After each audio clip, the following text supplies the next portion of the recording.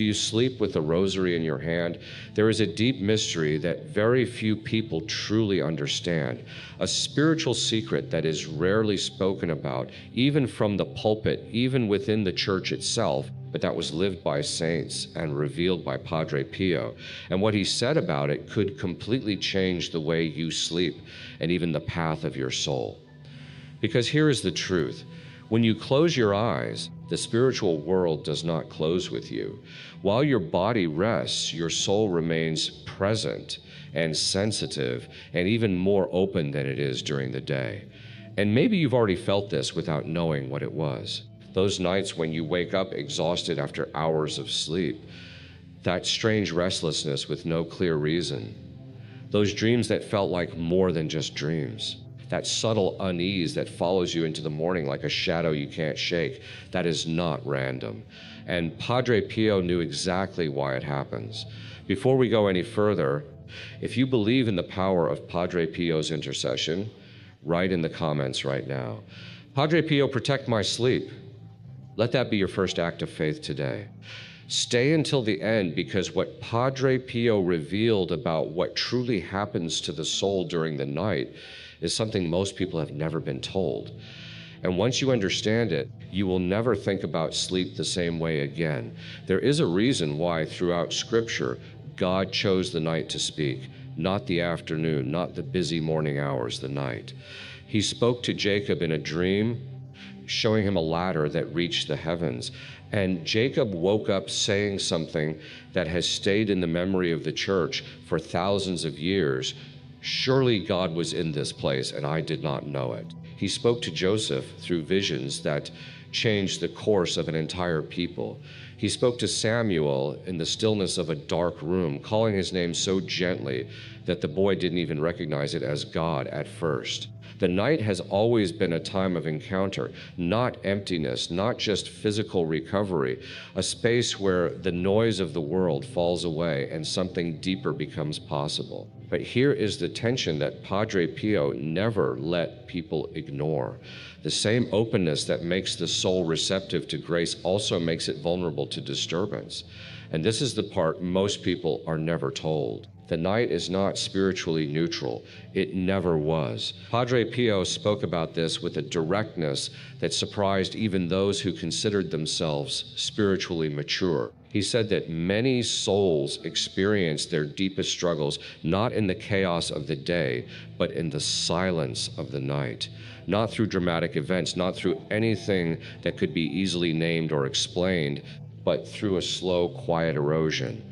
A restlessness that builds without a cause, an anxiety that arrives at bedtime like an uninvited who refuses to leave, a heaviness that greets you in the morning even after 8 hours of sleep as if you worked through the night without knowing it. He believed the soul in its openness during rest can be touched by grace, but can also be unsettled by what he described as spiritual interference, not theatrical, not the way popular culture imagines it, but subtle, consistent, working through the interior life, through the imagination, through those fragile, half-conscious moments between waking and sleep where we are neither fully present nor fully gone. Stop for a moment. How many people do you know who sleep badly, who wake up tired, who carry a low-level anxiety that has no obvious source? It is far more common than we admit. And Padre Pio was already speaking about its spiritual dimension decades before anyone had words like sleep disorder or chronic stress. He saw it for what it often was, a soul that had been left unprotected at the threshold of the night. And his answer was always the same, the Rosary. Not as a superstition, not as a ritual performed out of obligation, but as something Padre Pio described with a word that might surprise you. He called it a weapon, not in an aggressive sense, but in the sense of something that actively protects, something that creates a kind of shelter around the soul that is not visible, but is absolutely real. Think about what the Rosary actually is for a moment, not as an object, but as a practice.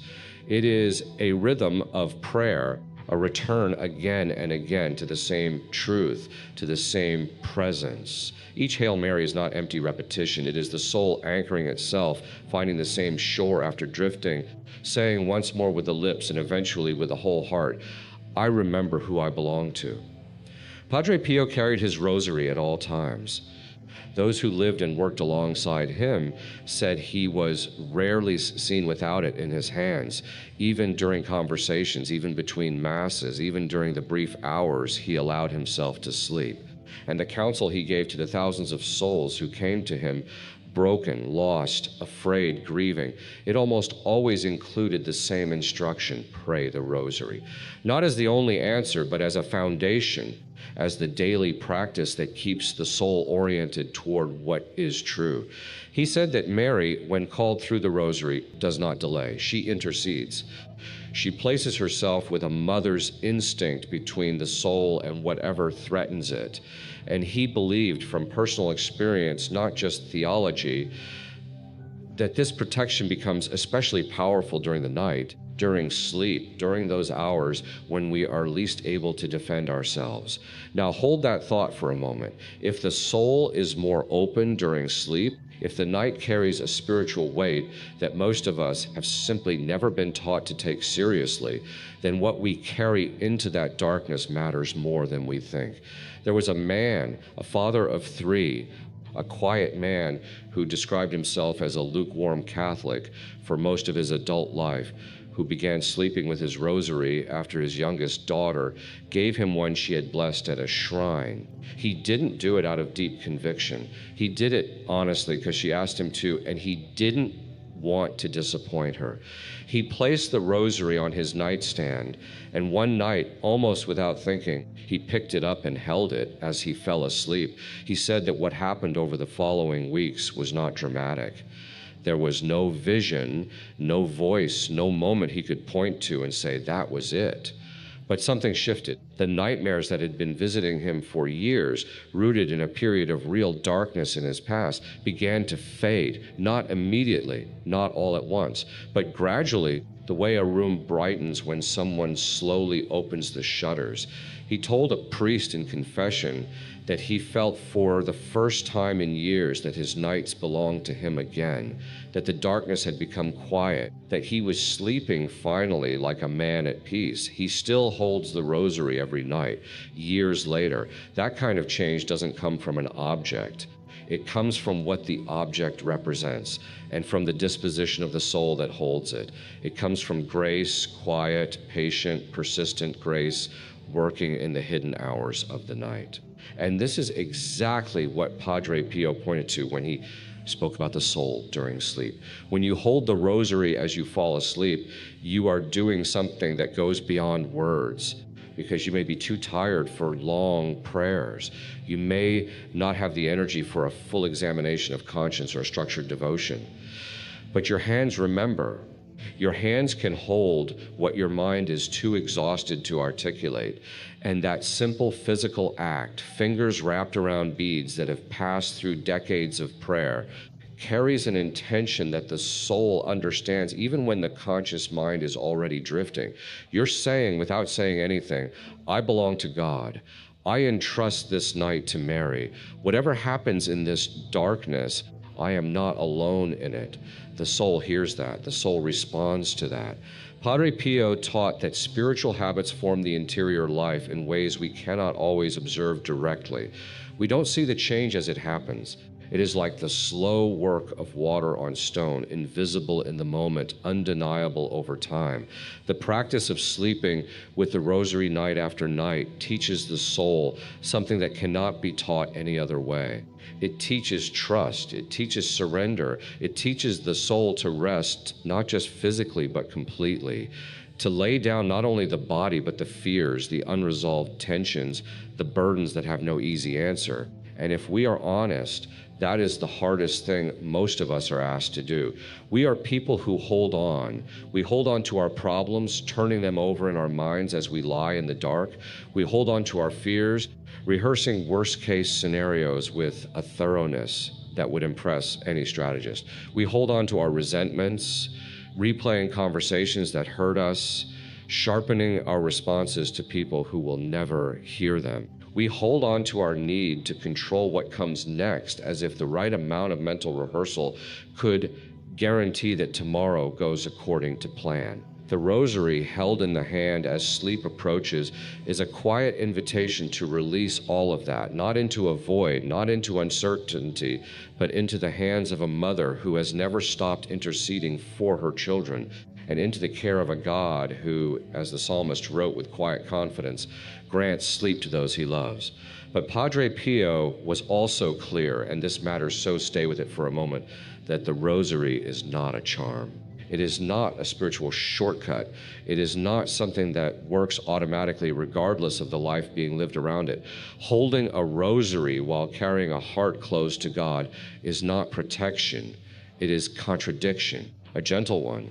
God is never indifferent to even the smallest gesture of faith, but a contradiction nonetheless. The rosary has power because of what it connects us to, and that connection asks something in return. Not perfection.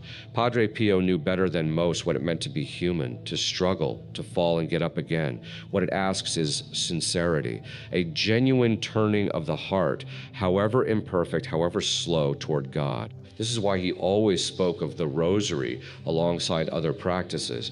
Confession, which he called the sacrament that renews the soul from the inside out. The Eucharist, and the daily examination of conscience, which he considered essential and which takes no more than 5 minutes but changes everything about how a person ends their day. Here is what he encouraged, and it is simpler than most people expect. Before you lie down, take a few quiet minutes, not for a complicated prayer routine, just for honesty. Look back at your day the way you might look back at a path you've walked, not to judge every step, but to notice where you lost your footing. Where did I close my heart today? Where was I less patient than I could have been? Where do I need to ask forgiveness when from God, from someone I love, from myself? Don't carry that weight into the night. Give it to God. Say it simply in your own words, the way you would speak to someone who knows you completely and loves you anyway, because that is exactly who you are speaking to. If you have holy water at home, use it. Make the sign of the cross. Ask God's blessing over your room, your sleep, the space where you are most vulnerable. This is not superstition. It is one of the oldest practices of the Church, the sanctification of ordinary spaces, the quiet insistence that the sacred is not confined to a building, but is present wherever we invite it. Then take the rosary.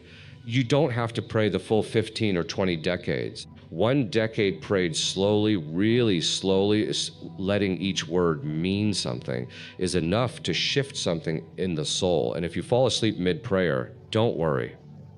Padre Pio said this with a warmth that people remembered. Mary understands. She takes the intention. She receives the effort.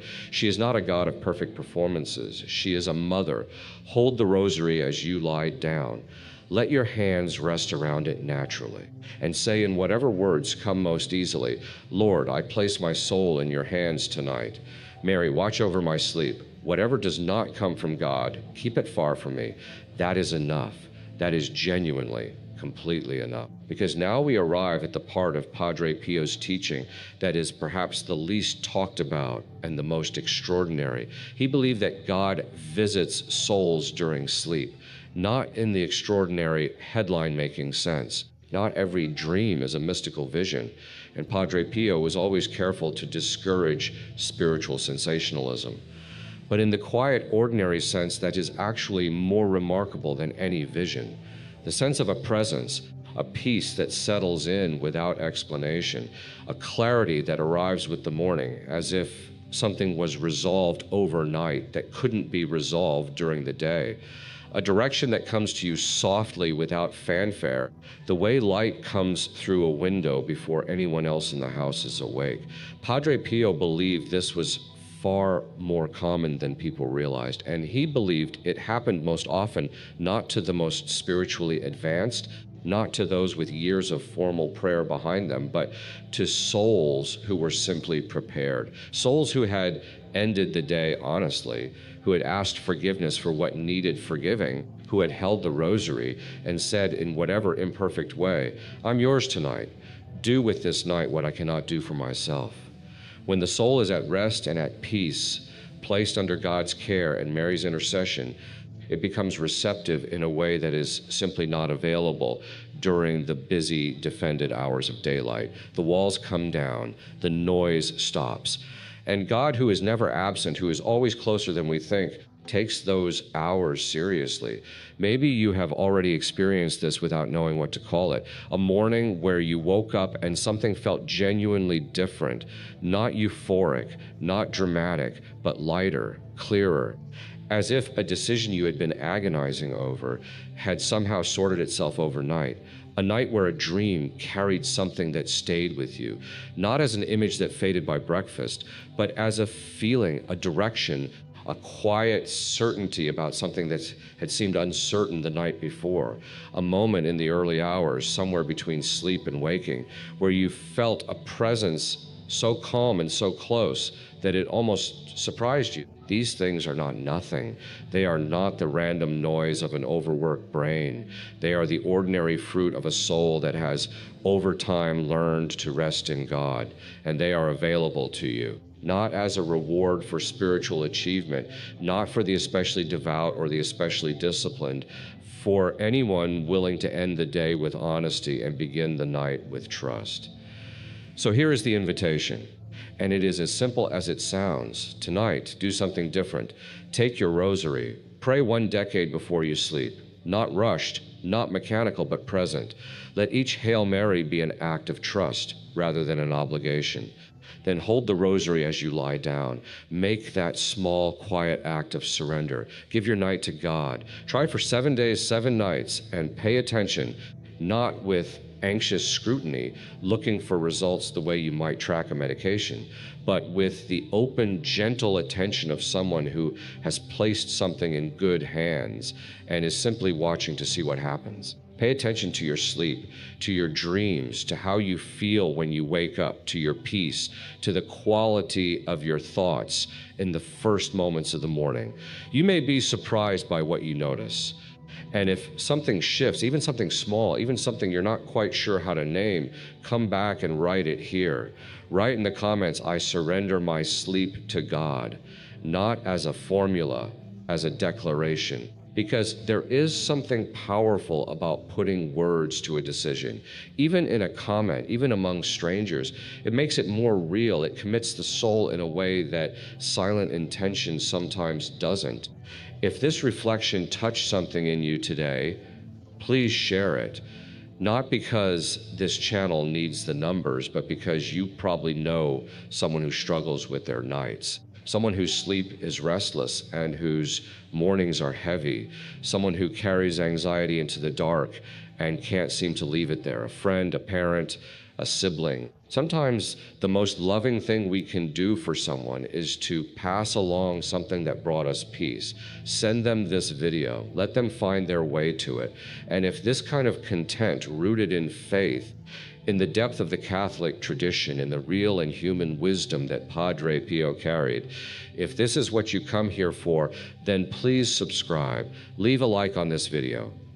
Consider becoming a member of this community. Everything shared here exists for one reason: to help souls find their way back to peace, to God, and to each other. Your support makes that possible, and it matters more than you know. Because every soul this reaches is one more person who goes to sleep tonight a little less alone.